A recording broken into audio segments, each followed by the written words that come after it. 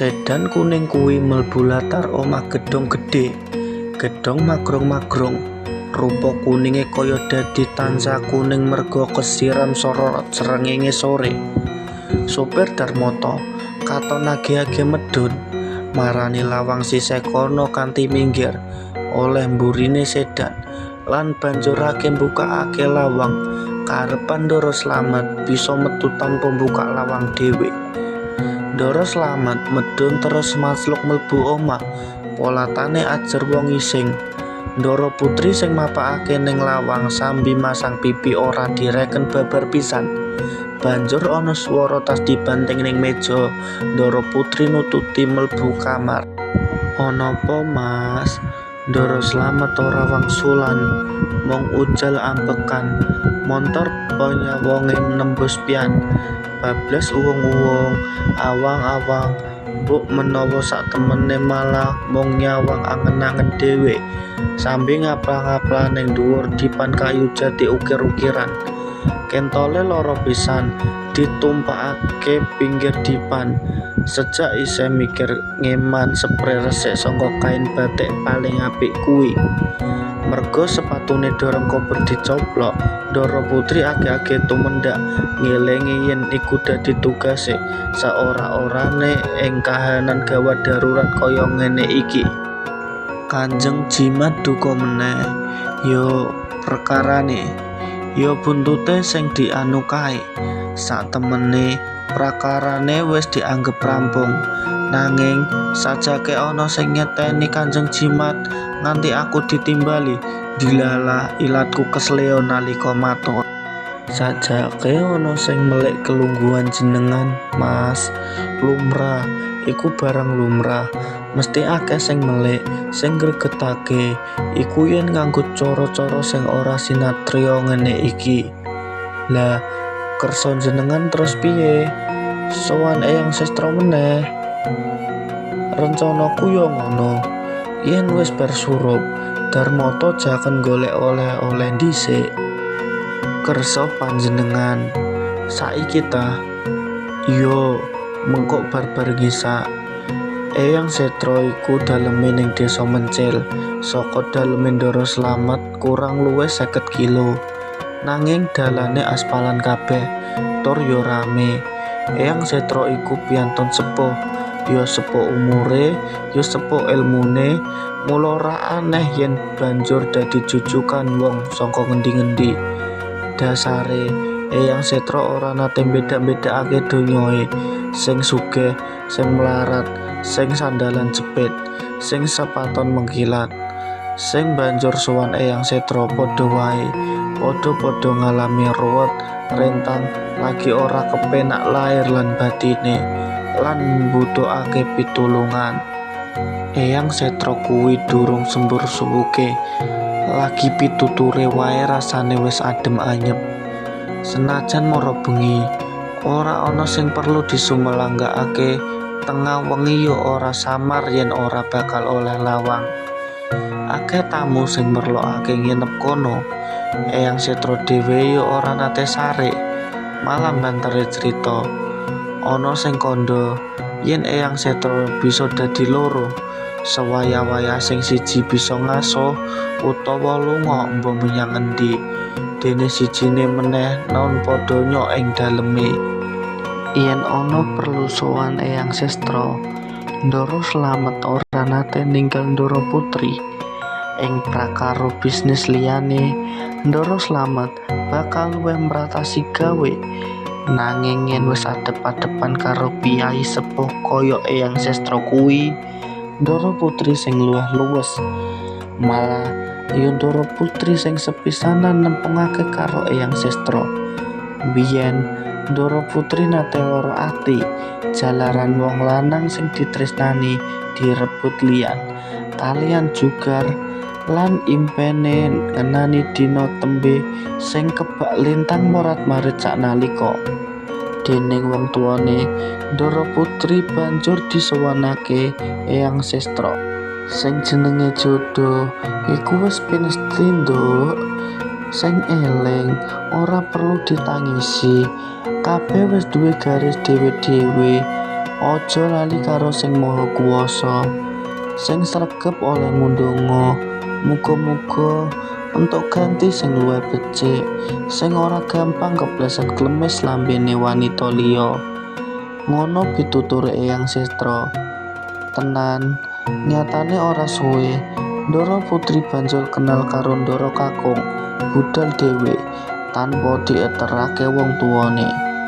Ndara Putri enggal-enggal sowan Eyang Sestra marang Eyang Sestra blaka suta yen lagi kepicut Sang Bagus abdi negara. Déning Eyang Sestra, Nedra Putri diwejang akeh-akeh, klebu ngenani daya lan pangapesane priya, uga ngeneni apa sing becik sawise diwejang. Ndara Putri dileboni susuk emas ning udel, ning lambe, lan ning bathuk. Ora nganti setahun candhake, Ndara Putri sing asline jeneng Srinenti iku banjur kelakon dhaup karo Ndara Slamet lan dadi Ndara Putri. Wong-wong banjur saya ngelekake jeneng asline, merga tansah nyebut Ndara Putri nalika reresanan apa meneh yen nuju adep-adepan karo panjenengane. Sakwise dadi Ndara Putri bareng karo Ndara Slamet, malah saya kerep oleh sowan Eyang Sestra. Wong luhur sakloron iku malah wis dianggep putu dhewe déning Eyang Sestra. Mula yen sowan ora nate sangu amplop kaya wong liyane. Sing digawa yo barang oleh-oleh kaya yen sowan wong tuwa dhewe. Oleh-oleh sing brenggel digawa ing dina riyaya. Televisi 36 inci lan meja marmer ing daleme Eyang Sestra iku uga pisungsung saka keluargane Ndara Slamet. Ijabe mungko didene tandha pinuwun merga Eyang Sestra wis paring akik wibawa lan keris Jagong Mangkunegara. Wah, iki rada abot lho. Pripun Eyang? Iki kudu dikurah. Mengapa dipun jalil kanca kantor? Pitakoni Ndara Putri. Mestine ora, mbok menawa mung merga raget jero, mula perlu digurah. Lajeng dhateng pundi? Celak ngriki menapa wonten dukun gurah? Oh, iki ora kaya gurahe sinden utawa penyanyi. Iki saje lan tak kira cukup ning kene wae. Menapa saged sakmenika ugi Eyang? Pitakoni Ndara Slamet sambil nyekeli dadane sing mentas digrayang Eyang Sestra. Ndara Slamet sida digurah bengi iku déning Eyang Sestra. Dhisik dipijeti serandu ning awake.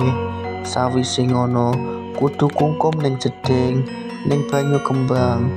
Terus ngombe banyu kendi lan dipijeti meneh ing dhuwur amben mung lemek kloso pandan. Ndara Slamet mung semakan lawon tanpa awar-ewer liyane. Beda karo sadurunge adus banyu kembang mau, senajan Eyang Sestra oleh mijeti kaya ora patiya, nanging Ndara Slamet bekah beku kelaran. Coba Mas Putu, panjenengan merem, aja digawe mikir sing neka-neka. Pasrahana sakabehaning perkara marang Sing Maha Kuwasa. Ndara Slamet nyoba nuruti pituture Eyang Sestra. Mereme wis bisa, nanging oleh kudu ora mikirake sing neka-neka, kuwi sing tibake angel. Saka sawena pojok batine malah kaya ana swara tansah bengok-bengok, mbrontak, protes, bloko suta. Menawa satemene Ndara Slamet kesandung swandung ing perkara-perkara sing deder dhewe. Swara saka pojok batin liyane tansah ndremimil njaluk ngapura. Eyang Sestra terus mijeti senajan pijete ana panggah ora patiya.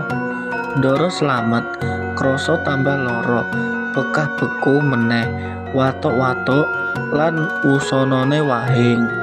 Alhamdulillah, Ndara Slamet ngrasakake seger sumyah sanalika. Kaya ana barang ganjel ning dada sing dumedaken ilang diwaing akeh kuwi mau. Pancen ana tenan. Ndoro Slamet dhewe kaget, jumbul gumun. Ing salamuake klasa pandan ing sandinge. Ana jembretan iler campur karo remetan kertas teles kebes.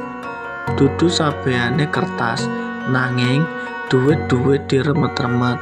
Saknalika iku uga Ndoro Slamet banjur angen-angen, sapa sekirane sing pantese kurang ajar nindakake tenung kuwi. Ora perlu kakehan pikiran, Mas Putu. Iki dudu tenung, terang pangendikane Eyang Setra. Lajeng mengapa Eyang ngoten menika bila sanes tenung? Dumadaken Eyang Setra kaya ewaya arep paring katerangan. Satemene napening dikandhakake menawa Ndoro Slamet lagi ke taman memala. Memalane wong katutan duwite negara. Iku sing marakake Ndoro Slamet tansah ngadepi perkara sing ngawuhake. Ngomong sanga mung gampang kesleo, gampang kepleset, gampang kesandung. Aneh, Eyang Setra malah tansah ewaya nalika sadar yen lagi adep-adepan karo wong-wong sing tansah percaya marang apa wae sing dingendikake.